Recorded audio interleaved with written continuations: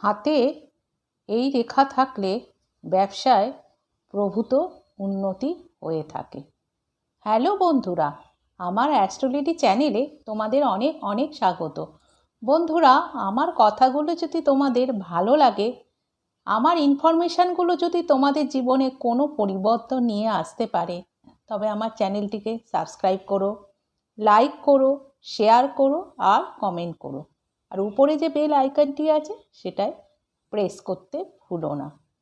বন্ধুরা, আমার কথাগুলো নিয়ে যদি তোমাদের মনে কোনো ডাউট তৈরি হয়, তাহলে আমি আমার ইমেল আইডিটি ডেসক্রিপশন বক্সে দিয়ে দিয়েছি, সেখানে গিয়ে একটা মেল ড্রপ করে দিও।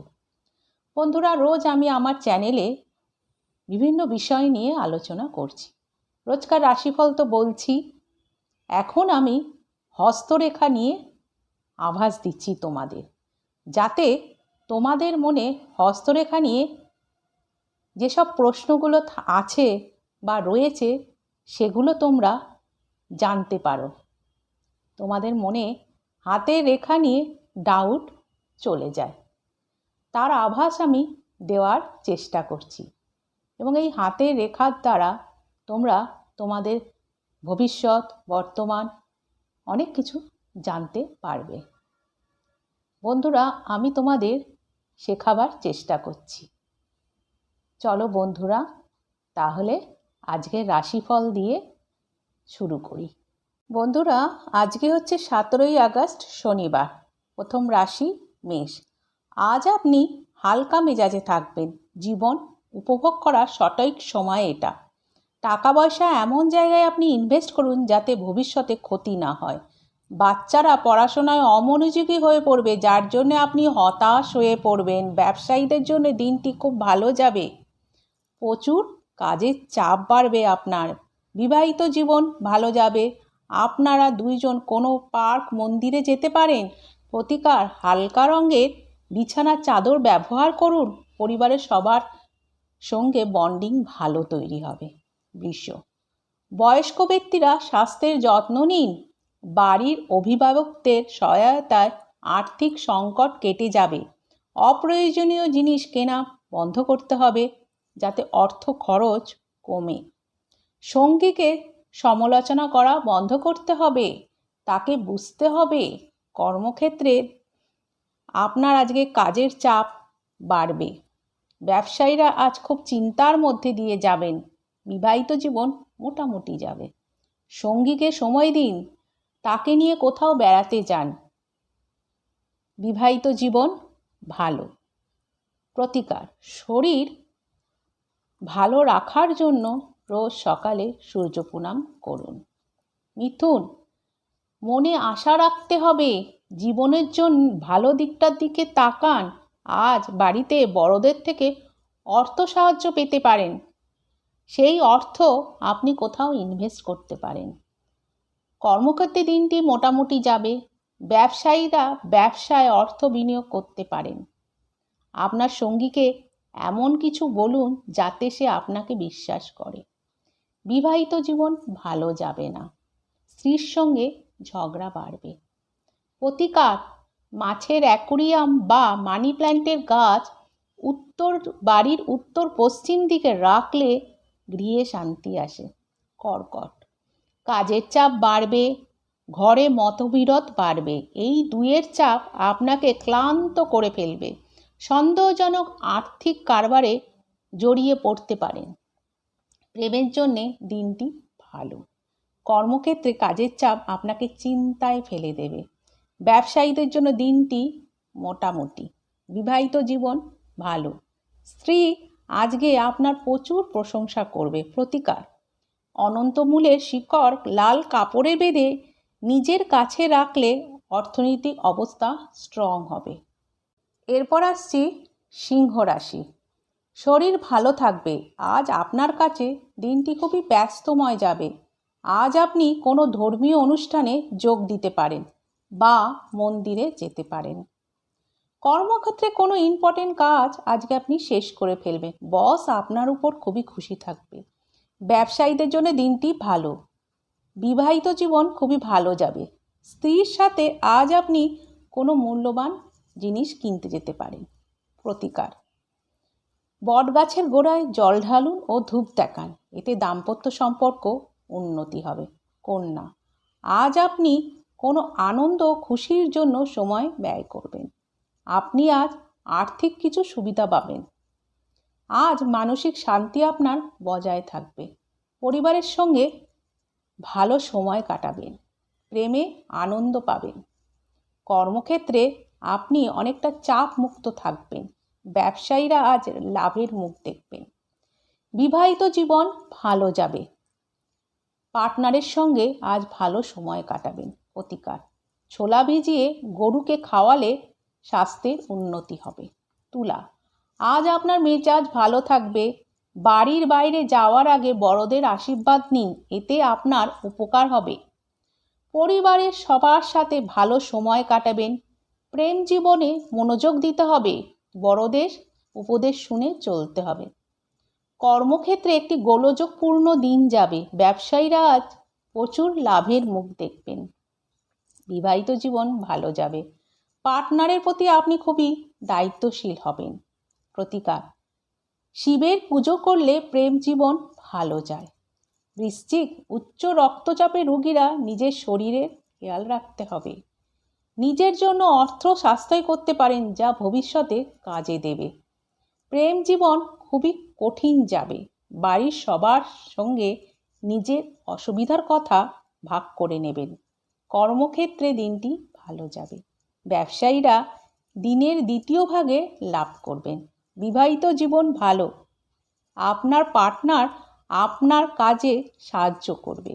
প্রতিকার: প্রেম জীবন ভালো করতে যে কোনো মন্দিরে নারকেল দান করুন। এরপর ধনুরাশি: বাচ্চারা আজ আপনার কথা শুনে চলবে না, যার ফলে আপনার মেজাজ খারাপ হবে। নিজেকে সংযত রাখতে হবে, নচেৎ শরীর খারাপ হবে। ভাই বোনেরা আজ আপনাকে আর্থিক সাহায্য করতে পারে। ধূমপানের বদঅভ্যাস ছাড়তে হবে।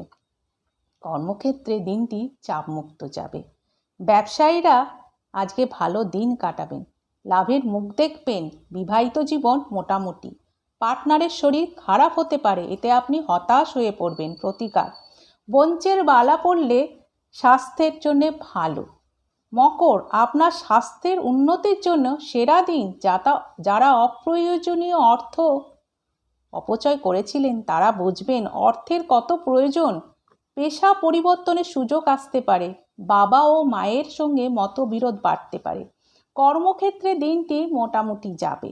ব্যবসায়ীরা আজ লোকসানের মধ্যে দিয়ে যাবে। বিবাহিত জীবন ভালো যাবে।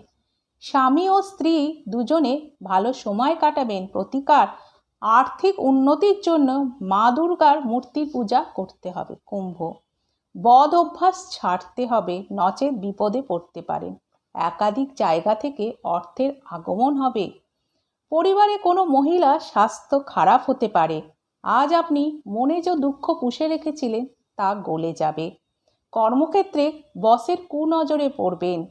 কারোর কাজের চাপ আপনাকে ক্লান্ত করে তুলবে। ব্যবসায়ীরা প্রচুর পরিশ্রম করবেন, তবে লাভের মুখ দেখবেন। বিবাহিত জীবনে প্রেম বাড়বে।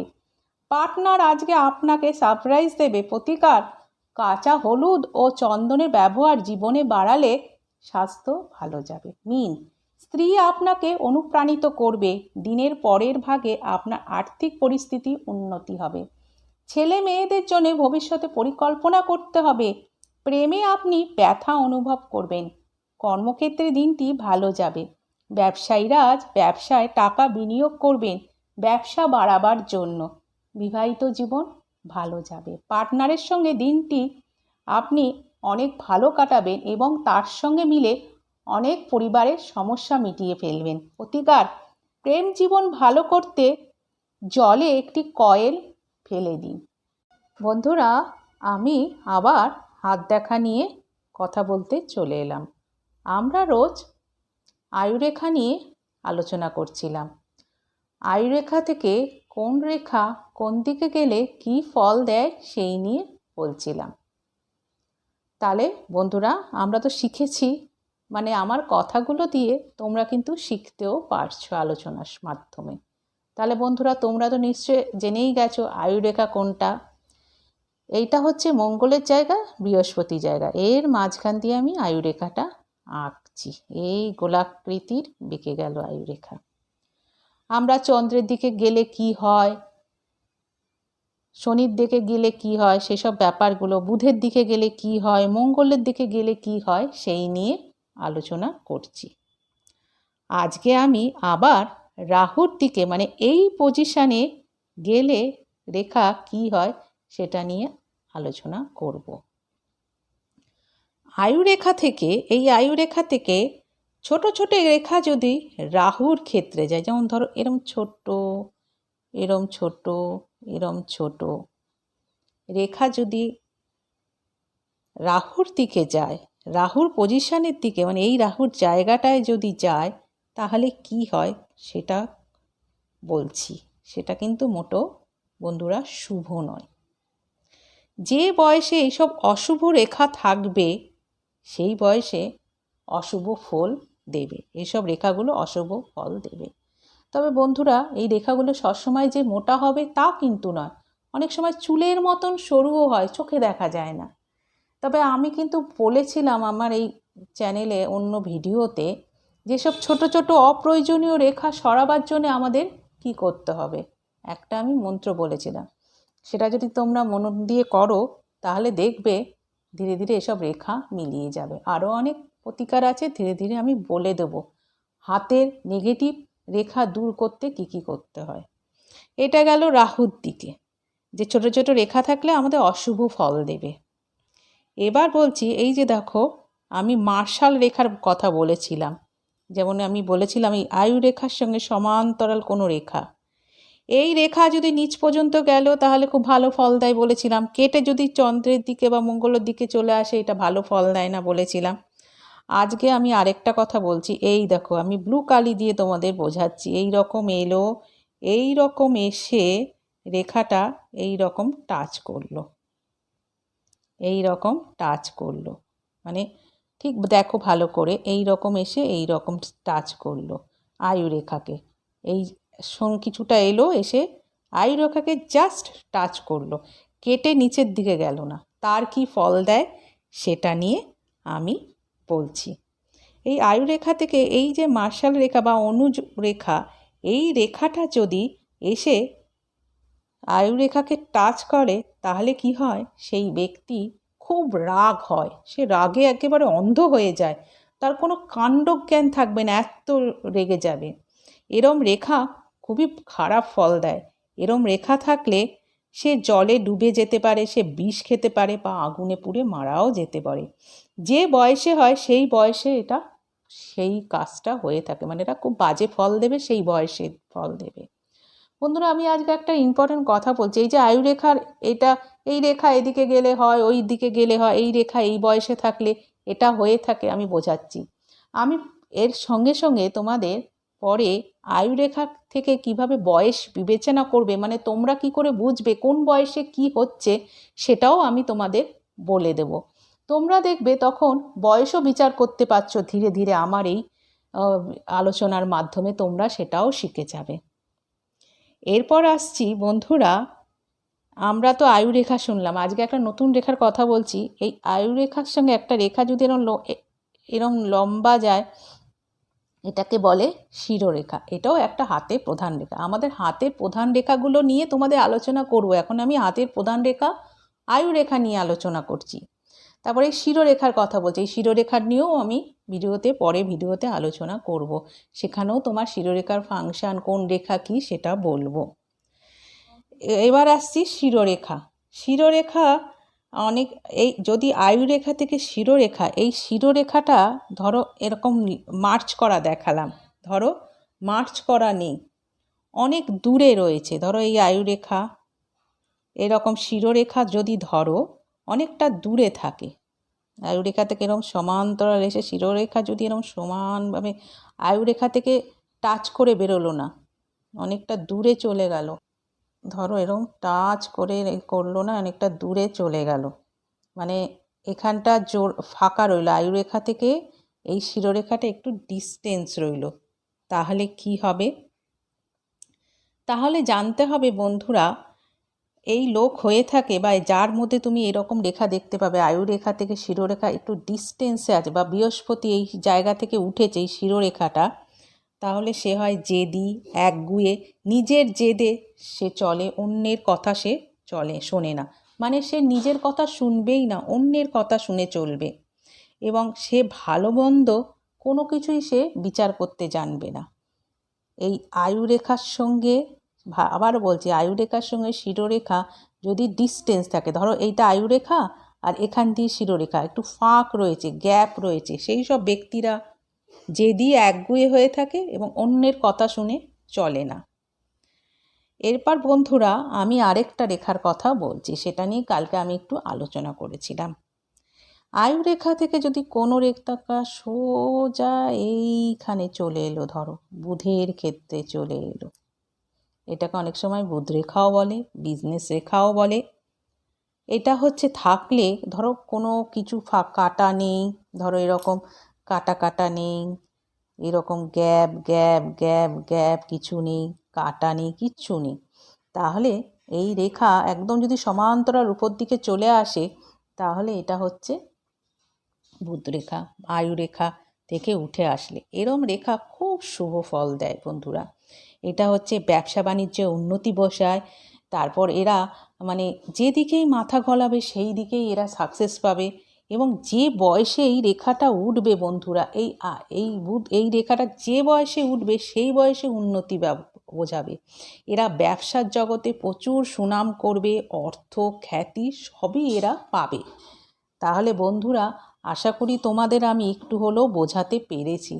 তোমরা আমার কথার মাধ্যমে কিছু হলেও শিখতে পারছো। আমি চাই আমি যেমন জানি আমি তোমাদের মধ্যেও সেই জ্ঞানটা ছড়িয়ে দিতে।